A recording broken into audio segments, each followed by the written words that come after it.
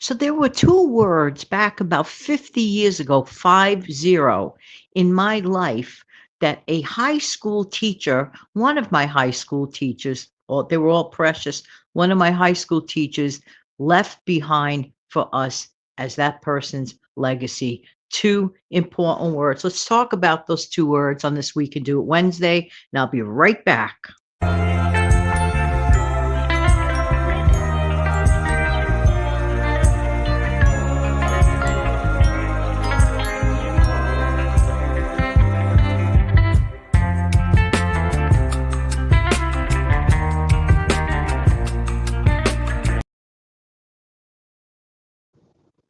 Good morning, good afternoon, good evening. Hi, this is Jan. Welcome to another episode on my channel, the Save Money and More channel with Jan. How you doing today? Hope that everybody is doing well. You know, way back, way back in the spring of 1976, picture this. Young Jan, young impressionable Jan, sitting in her senior high school class, listening to a wonderful teacher. Oh, yeah. Okay, so I went to private grammar school, private high school, and in this case, the majority of the faculty were sisters, okay, of the congregation of Notre Dame, those, those sisters, and but there were sprinkled in a handful of, as we call, lay teachers, okay. So this one particular teacher, one day, this was about May of 1976, and as seniors in high school, she called it senior slump, okay, not the two words she wrote on the board, but she called it senior slump every single time kids are looking forward to graduating from high school or even college. They start getting into what we know as senior slump, just want out, just want out. Like you're so over it, you know.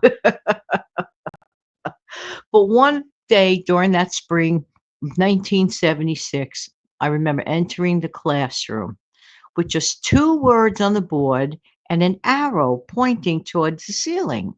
What were the two words? Aim high. Wow. Wow. You think about like aiming high. Let's say if you're pretending to shoot an arrow at a dartboard, you want to aim high. You want to hit your mark in life. You want things above and beyond the normal. These were incredible two words. That teacher, that wonderful lady, I can't say her name, but let's just call her Mrs. B, okay?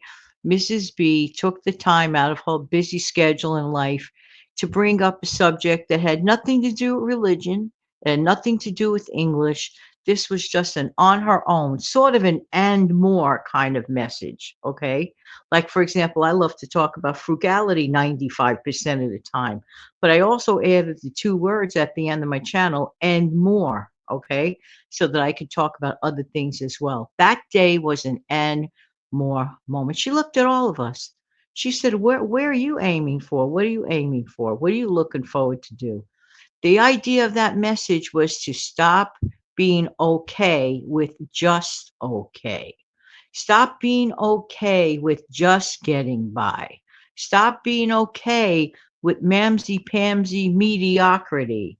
She was 1,000,000% right. As a matter of fact, that message was so impacting to me, hopefully to other students in that same classroom. It is my utmost hope. And I keep in touch with some of those people to this day. Imagine. Let me tell you something.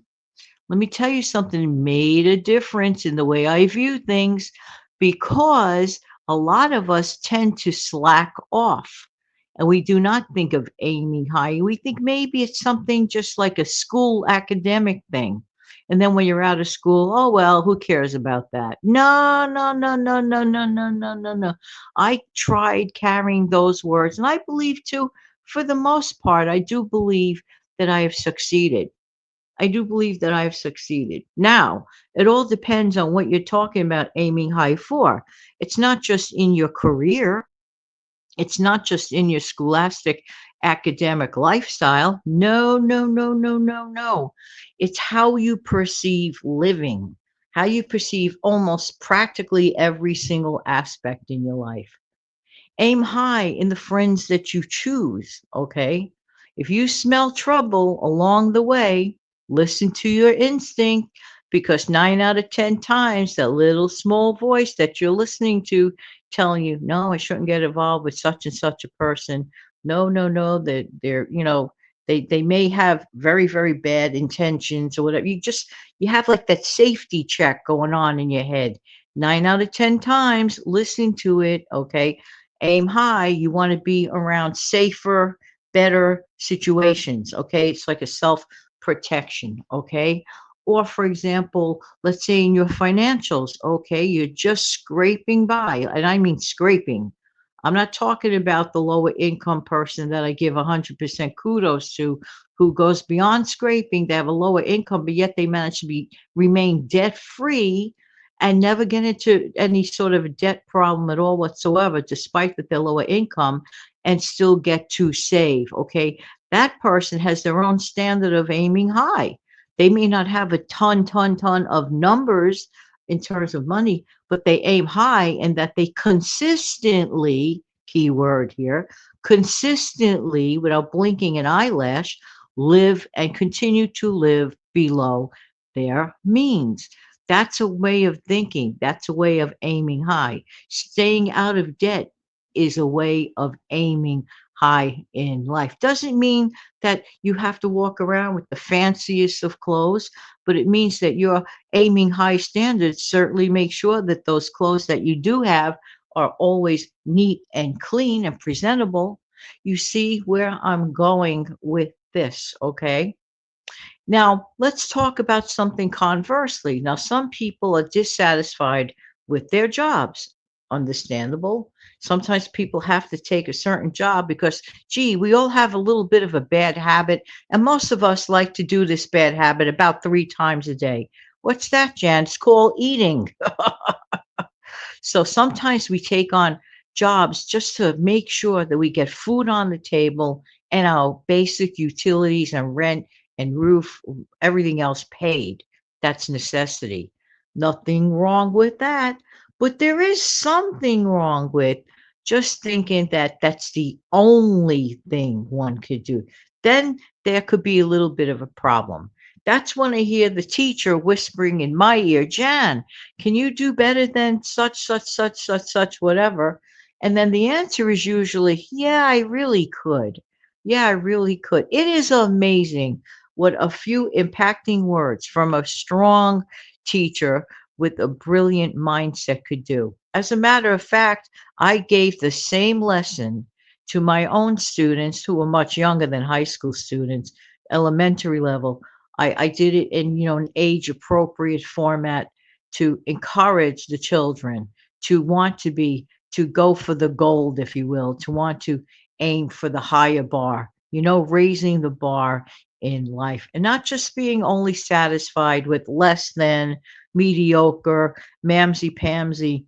Now that we're much older, because most of my listening audience is at least over 50, according to the stats that I see here. According to the stats that I see here, my audience demographics are mainly beyond 50 years old, okay, and many are past 60. All right. So I'm speaking to an over the 50 crowd. Okay. Sometimes we get lost and we get set in our ways. Sometimes we are just so simply used to doing things because, well, we're just so used to doing things. Sometimes we forget maybe we had a teacher in our lives that gave us encouraging words in a similar fashion. And we just sort of kind of like let it go to the wayside and forgot about it. No, no, no, no, no. Revive it. Revive it. It just doesn't end because you're no longer in high school. Those words don't end because you're out of college. Those words don't end because starting off young in life, after college, post graduating and all that stuff. Okay. No, no, no, no, no. Then we get sort of caught up with the family stuff and this and that. And you see where I'm going with it. Take a minute, look in the mirror, ask yourself, how high are you aiming in life? Did you put that arrow down? Do you shoot for the stars, or are you okay with mamsy pamsy? Always being mamsy pamsy is not a good thing. Every once in a while, we need an electrifying jolt to remind ourselves we can do it. And on this We Can Do It Wednesday, I wanted to remind everyone, including myself, of just that.